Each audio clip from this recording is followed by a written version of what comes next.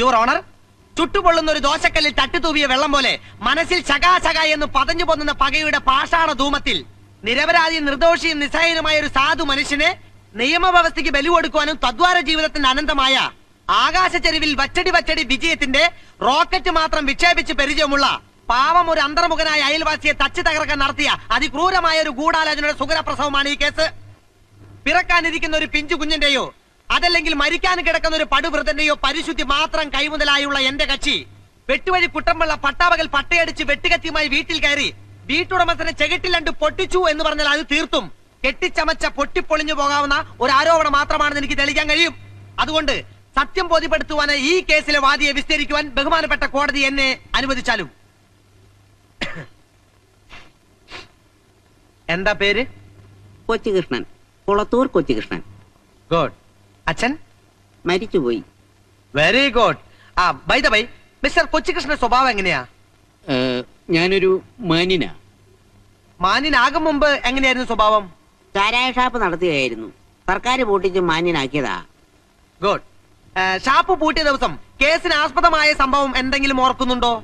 ഉണ്ടെങ്കിൽ അത് ക്രമം തന്നെ ഒന്ന് പറയൂ. ഷാപ്പ് പൂട്ടിയ ദിവസം ഏപ്രിൽ 1 ഷാപ്പ് പൂട്ടാൻ ഇതിലും നല്ല ദിവസം വേറെ ഉണ്ടോ? Yes, proceed. അന്ന് വൈകുന്നേരം ഞാനും ഭാര്യയും കൂടെ ഷാപ്പ് പൂട്ടിയ കാര്യം അയവറയ്ക്ക് വീട്ടിന്റെ വരാന്തയിൽ ഇരിക്കുകയായിരുന്നു. അപ്പോഴാണ് വെട്ടുവഴി നാറുന്ന പട്ടയടിച്ച് വെട്ടുകത്തിയുമായി വീട്ടിൽ കയറി വന്നത്. വെട്ടുവഴി പട്ടയടിച്ചാലുടൻ വെട്ടുകത്തിയുമായി നിങ്ങളുടെ വീട്ടിൽ കയറി വരാൻ നിങ്ങൾ ആരാ? മദ്യനിരോധന പ്രവർത്തകനോ? പട്ടയുടെ കട്ടുമൂത്തപ്പ വന്നതാ. എന്നിട്ട് ചോദിക്കുക, എന്തിനാടാ ഷാപ്പടച്ചതെന്ന്. അത് ഞാൻ എക്സൈസ് മന്ത്രിയോട് പറഞ്ഞോളാമെന്ന് മറുപടിയും പറഞ്ഞു. പറഞ്ഞു തീരണതിന് മുമ്പ് എന്റെ കവിളിലോട്ടൊന്ന് പൊട്ടിച്ചു. എന്നിട്ടെന്താ, പലരെണ്ണം പോയി. Very good. അടിച്ചത് കൈകൊണ്ടാ? എവിടെ നിന്ന് അടിച്ചത്? നേരെ കൺമുമ്പിൽ നിന്ന്. ഏത് കൈകൊണ്ട്? വലത് കൈകൊണ്ട്. ഏത് കവിളിൽ? വലത് കവിളിൽ. അതൊന്ന് കാണിച്ചേൻ. അവിടെ തന്നെയാണല്ലോ? ഉറപ്പാണല്ലോ? എന്റെ 8 കുട്ടികളാണ് സത്യം, ഉറപ്പാണ്. Okay, that's all your honour. സാക്ഷി വഴി വിശ്വസിക്കാനാവുന്നില്ല. എന്റെ കക്ഷി വലത് കൈ കൊണ്ട് വലത്തേ കവിളിൽ അടിച്ചു എന്നാണ് പറയുന്നത്. വലത് കൈ കൊണ്ട് ഒരാളെ ഓങ്ങി അടിച്ചാൽ അയാളുടെ ഇടതേ കവിളിലേ കൊള്ളൂ. This is a Himalayan or Anamudi blunder. സത്യമായും അടിച്ചതാണ് യുവർ ഓണർ. ഓഹോ, അത്രയ്ക്ക് ഉറപ്പാണോ? എങ്കിലും ഒരു കാര്യം ചെയ്യൂ, ആ വലത് കൈ കൊണ്ട് എന്റെ വലതേ കവിളിൽ അടിച്ചു കാണിക്കൂ. ആനടിക്കൂ. കോടതിക്ക് സത്യം ബോധ്യപ്പെടുത്താൻ നേരമായി. മടിച്ചു നിൽക്കാതെ അടിച്ചു തീർക്കൂ. പല്ലുള്ളത് പോയോ? ഇപ്പൊ മനസ്സിലായോ നിന്നെ എന്താ കേസ് വാദിക്കാൻ കോടതിയിൽ അയക്കാത്തതെന്ന്? എനിക്കെന്നല്ല, ഒരു സീനിയറിനും നിന്നെ വിശ്വസിച്ച് കേസ് ഏൽപ്പിക്കാൻ പറ്റില്ല. അതിനെ ലാപ്പായിന്റ് അറിയണം. പുറം കൈ കൊണ്ടടിച്ച വലത് കൈയായാലും വലത് കവിളിൽ തന്നെ കിറുകൃത്യം കൊള്ളും. അതറിയാത്തവൻ കേസ് വാദിക്കാൻ കോടതി പോയാ പാവം പ്രതിക്ക് അഴി ഉറപ്പാ. ഇത് കഷ്ടാണ് സാർ. ഞാൻ സാറിന്റെ ജൂനിയർ ആയിട്ട് ഇപ്പൊ കൊല്ലം 5 ആയില്ലേ. സീനിയറിന് സമയമില്ല, കേസ് നീട്ടി വെക്കണം എന്നൊരു അവധി പറയാൻ, ഒരു പ്രേ ഫോർ ടൈം. അതിനു വേണ്ടിയെങ്കിലും എന്നെ സാർ കോടതി കാണിച്ചിട്ടുണ്ടോ? ഒന്ന് ഞാൻ ഉറപ്പിച്ച് പറയാം, ഏതെങ്കിലും ഒരു കേസ് നിന്നെ സ്വതന്ത്രമായി ഏൽപ്പിക്കണമെങ്കിൽ ആദ്യം ആ കേസ് എന്റെ മുമ്പിൽ വാദിച്ച് ജയിക്കണം. അല്ലെങ്കിൽ ഈ ജന്മം നിനക്ക് കോടതിയിൽ പോകാമെന്നുള്ള ബോധി അങ്ങ് കളഞ്ഞേരെ. തൽക്കാലം വെട്ടുവഴിയുടെ കേസ് ഞാൻ വാദിച്ചോളാം. May I coming if you want. Sorry sir, sir പറഞ്ഞിരുന്നെങ്കിൽ ഞാൻ അങ്ങോട്ട് വരുമായിരുന്നല്ലോ. കമ്പനി വക്കീലിനൊരു വെയിറ്റ് ആയിക്കോട്ടെ എന്ന് കരുതിയാ. സാർ അങ്ങോട്ട് ഇരിക്കണം. അത് വെട്ടുവഴിയുടെ കേസ്. ശരി. ഇയാളുടെ കവിളിൽ എന്താ കടന്നൽ കുത്തിയോ? അത് വെട്ടുവഴി വെട്ടിച്ചതാ. അഡ്വക്കേറ്റ് PK ശിവകുമാറിന് കോടതിയിൽ പോകാൻ ഒരു പോതി. അത് രാവിലെ ഞാൻ അങ്ങ് തീർന്നു. അത് വളരെ നന്നായി. ഞാൻ ഇന്നാള് പറയണമെന്ന് വിചാരിച്ചതാ. എന്താ സാറ് പിന്നെ പറയാത്തത്? എന്താ പിന്നെ, ഇതാണ് ടാർജറ്റ്, ഇത് ടേൺ ഓവർ. ഈ എഗ്രിമെന്റിന് താൻ ഒരു ലീഗൽ ഡ്രാഫ്റ്റ് ഉണ്ടാക്കണം. മനസ്സിലായോ? ഈ ആഴ്ച തന്നെ കിട്ടണം. പിടിച്ചോ. എവിടെ കിട്ടിയേ? അതൊന്നും കാണിച്ചു കൊടുത്തേ. ഓർമ്മയില്ലാന്നോ? അപ്പൊ ഇടയ്ക്കിടയ്ക്ക് കിട്ടുന്നുണ്ടല്ലേ?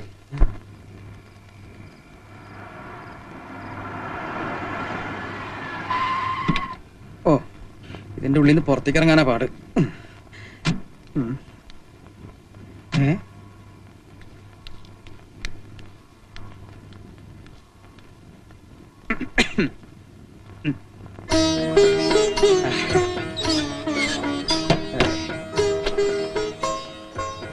എന്തത്ര വൈകിയേ? നീ പിണങ്ങിയോ? എന്റെ സീതാലക്ഷ്മി, ആ വക്കീലിനെ ഒന്ന് കാണാൻ പോയതാ.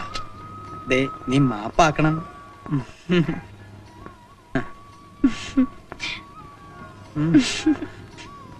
നോക്കട്ടെ. ഏയ്. ആ, നാശം. ഈ സമയത്ത് തന്നെ അടിക്കണം. ഹലോ, ദമയന്തി പേசுறேன். അയ്യോ, അത് നാത്തൂനാ, മദിരാശിന്നാവും. ചേട്ടൻ ഉറക്കമായിരുന്നോ? അതറിയാനാണോ ഈ പാതിരാത്രി നീ ഇങ്ങോട്ട് വിളിച്ചത്? ഞാൻ അങ്ങോട്ട് വിളിക്കാം. അതെ, അയ്യോ ഫോൺ വെക്കാതെ, ഞാൻ മരിക്കാൻ പോവാ. എനിക്കിനി ജീവിക്കണ്ട ചേട്ടാ. കണവനാ നനച്ച് ഇത്ര നാള് ഞാൻ ക്ഷമിച്ചു. ഇനി എനിക്ക് വയ്യ. അതെ, ഞാനിപ്പോ ചാവും. ദമയന്തി, നീ ഭ്രാന്ത് പറയാതെ. എനിക്ക് ജീവിതം മടുത്തി ചേട്ടാ. എന്റെ കണക്കൂട്ടലുകളെല്ലാം പിഴച്ചു. അയ്യോ, ഇന്താണ് ശരിപ്പെട്ടു വരാത്. നിനക്ക് അയാളെ വേണ്ടെങ്കിൽ നീ ഇങ്ങോട്ട് പോരെ. അത് ചേട്ടന് നാത്തൂന് ബുദ്ധിമുട്ടാവും. അയ്യോ, എനിക്കൊരു ബുദ്ധിമുട്ടില്ല സീതാലക്ഷ്മി, നീ പറഞ്ഞോട്ടെ. എന്റെ നാത്തൂനെ അവ്യയം കാണിക്കല്ലേ. ഇനി പോരെ, ഞങ്ങളൊക്കെ ഇല്ലേ ഇവിടെ. ഇത് എവിടുന്നാ വിളിക്കുന്നേ? മദ്രാശിന്നാ? നീ ഇങ്ങോട്ട് തന്നെ. ഇത് എവിടുന്ന വിളിക്കണേ? മദ്രാസിന്നാണോ? പിന്നെ എവിടുന്നാ? അടുത്തെന്ന് പറഞ്ഞാൽ? തൊട്ടടുത്തെന്ന് പറഞ്ഞാൽ? ഏത് വാതില്? എവിടുന്നാ? ഈ ബെഡ്റൂമിന്റെ മുമ്പിൽ നിന്നു.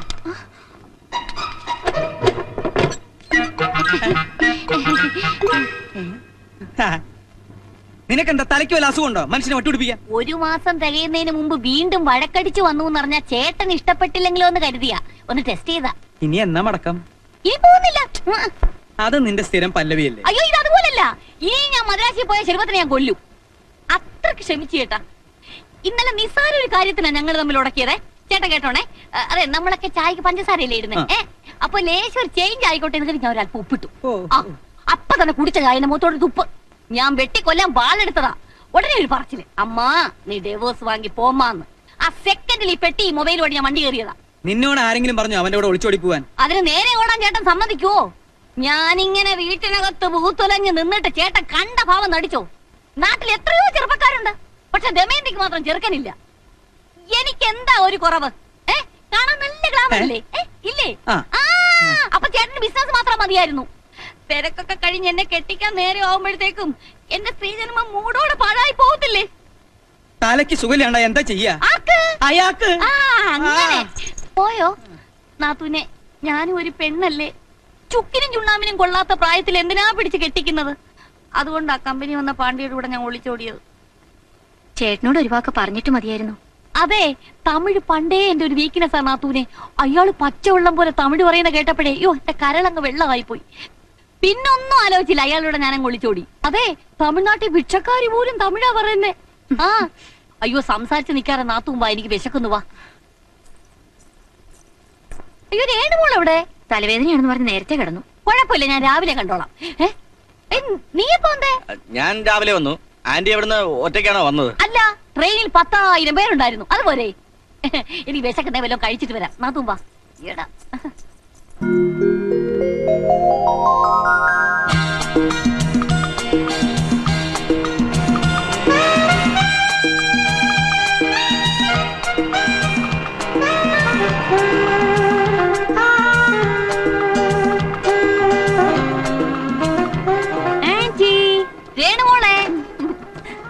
ஆன்ட்டி, இனிமே நீ என்னை விட்டு எங்கேயும் போக கூடாது. இல்லையம்மா, இனிமே உன்னை விட்டு நான் எங்கேயுமே போக மாட்டேன். இது சத்தியம் சத்தியம் சத்தியம். வா கேரு. Okay, right. ஆண்டவா,